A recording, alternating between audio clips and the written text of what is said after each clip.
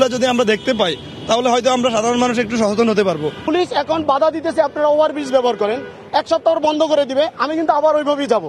Continue করা উচিত, continue করলে তাহলে মানুষ আরো বুঝতে পারবে, জানতে পারবে। অনেকে হয়তো জানে না, যারা আমরা গ্রাম থেকে শহরে আসি এবং যারা আমরা শহরে থাকি, সবার কাছে জিনিসটা যেন এই আওয়াজটা পৌঁছানো যায়, এই ব্যাপারে আমাদের একটু খেয়াল রাখতে হবে। তবে ট্রাফিক বিভাগের দাবি, চেষ্টায় কোনো ত্রুটি রাখছেন না তারা। এবার যেটা আমরা বিশেষভাবে ব্যবস্থা নিয়েছি যে মানুষের কাছে মেসেজ পৌঁছে দেওয়া, যে ট্রাফিক শৃঙ্খলা যদি বজায় থাকে তাহলে ঢাকা মহানগরের যে বিদ্যমান ট্রাফিক ব্যবস্থা এটির উন্নয়ন ঘটানো কিছু মাত্রা হলেও সম্ভব। যে সমস্ত বাসগুলি যত্রত যাত্রী ওঠানামা করতো, আমরা এখন যাত্রীদের কাছে যাওয়ার চেষ্টা করছি। আমরা বাসে উঠে তাদেরকে মেসেজ দেওয়ার চেষ্টা করছি যে আপনারাও বাস চালকদেরকে বলবেন, হেল্পারদের বলবেন যে না, এভাবে যাত্রী ওঠানামা করা যাবে না। 15 জানুয়ারি থেকে শুরু হওয়া ট্রাফিক শৃঙ্খলা পক্ষ চলবে 31 জানুয়ারি পর্যন্ত। মাহমুদ রাকিব, সময় সংবাদ, ঢাকা। ট্রাফিক শৃঙ্খলা পক্ষের খবর জানাতে এই মুহূর্তে রাজধানীর ফার্মগেটে আছেন রিপোর্টার শাহরিয়ার জামান দীপ। সরাসরি চলে যাচ্ছি তার কাছে। দীপ। শিরিন, ঠিক যেমনটি আপনারা দেখছিলেন যে ট্রাফিক শৃঙ্খলা পক্ষের আজকে তৃতীয় দিন চলছে এবং এই তৃতীয় দিনে কিন্তু আমরা দেখতে পেয়েছি রাজধানীর বিভিন্ন সড়কে চলছে বিশৃঙ্খলা। এবং যেটি একটু জানিয়ে রাখতে চাই যে যে গণপরিবহনগুলো আছে সেই গণপরিবহনগুলো কিন্তু নির্দিষ্ট যে স্টপেজ আছে সেই স্টপেজে চলছে না।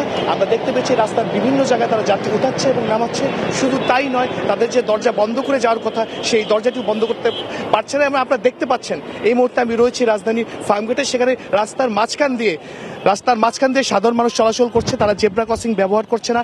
যেখানে আমি দাঁড়িয়ে রয়েছি তার আশেপাশে কিন্তু দুটি বড় বড় ফুট ওভার ব্রিজ রয়েছে, সেই ফুট ওভার ব্রিজগুলো ব্যবহার করছে না। একটু জানিয়ে রাখতে চাই যে অন্যান্য বারের মতো এবার কিন্তু আমরা ট্রাফিক পুলিশের কিছুটা নিষ্ক্রিয়তা দেখতে পাচ্ছি। অর্থাৎ আগের ট্রাফিক সপ্তাহ বা ট্রাফিক সচেতনতা দিবসগুলোতে আমরা যেরকম অ্যাক্টিভলি কাজ করতে দেখেছিলাম তাদেরকে, সেটি কিন্তু আমরা দেখতে পাচ্ছি না। আমরা দেখতে পেয়েছি তারা বিভিন্ন জায়গায় দাঁড়িয়ে আছে বা অনেকে রাস্তা মাঝখান দিয়ে পারাপার হচ্ছে, তারা কিন্তু সেগুলোকে কিছু বলছে না। এছাড়া একটু বিষয় জানিয়ে রাখতে পারি যে ট্রাফিক শৃঙ্খলা পক্ষের মূল উদ্দেশ্যই বলা হয়েছিল সাধারণ মানুষের জনসচেতনতা বৃদ্ধি, কিন্তু এই জনসচেতনতা বৃদ্ধি করার জন্য আমরা কোনো কিছু দেখতে পাচ্ছি না, কোনো লিফলেট বা পোস্টারিংও দেখতে পাচ্ছি না। অনেকে আমাদের কাছে অভিযোগ করেছেন যে অনেকে ঠিকমতো জেব্রা ক্রসিংও চিনেন না কিংবা তার আইনগুলো কি কি আছে সেই সম্পর্কে অবগত নয়। তারা বলছেন যে আইনগুলো রয়েছে সেই আইনগুলো যদি সাধারণ মানুষকে ভালোভাবে বোঝানো হতো বা বোঝানো যেত তাহলে হয়তো বা অনেকটাই ট্রাফিক ব্যবস্থাপনা যে শৃঙ্খলা সেই শৃঙ্খলা ফিরে আসতো। আপনারা দেখতে পাচ্ছেন যে ফার্মগেটের মতো একটি ব্যস্ত সড়কে রাস্তার মাঝখান দিয়ে মানুষ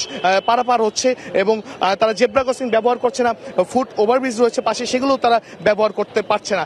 ট্রাফিক বিভাগের পক্ষ থেকে বলা হয়েছে তারা চেষ্টা করছেন, কিন্তু অনেক ক্ষেত্রেই তারা আসলে সফলতা অর্জন করতে পারছেন না। আমরা রাজধানী বিভিন্ন জায়গায় ঘুরে দেখেছি, সব জায়গাতেই বলা যায় যে প্রায় একই অবস্থা বিরাজ করছে। অর্থাৎ ট্রাফিক শৃঙ্খলা পক্ষ যেটি চলছে আজকে তৃতীয় দিনের মতো, সেটি কিন্তু আমরা দেখতে পেয়েছি যে শৃঙ্খলার থেকে বিশৃঙ্খলার পরিমাণটাই বেশি। তো শিরিন, সর্বশেষ যে আমার কাছে তথ্যটি ছিল যে ট্রাফিক শৃঙ্খলা পক্ষের তৃতীয় দিনের কার্যক্রম চলছে এবং 31 জানুয়ারি পর্যন্ত ট্রাফিক পুলিশের এই কার্যক্রম অব্যাহত থাকবে। ট্রাফিক শৃঙ্খলার পক্ষের খবর জানাতে রাজধানীর ফার্মগেট থেকে আমাদের সঙ্গে যোগ দিয়েছিলেন রিপোর্টার শাহরিয়ার জামান।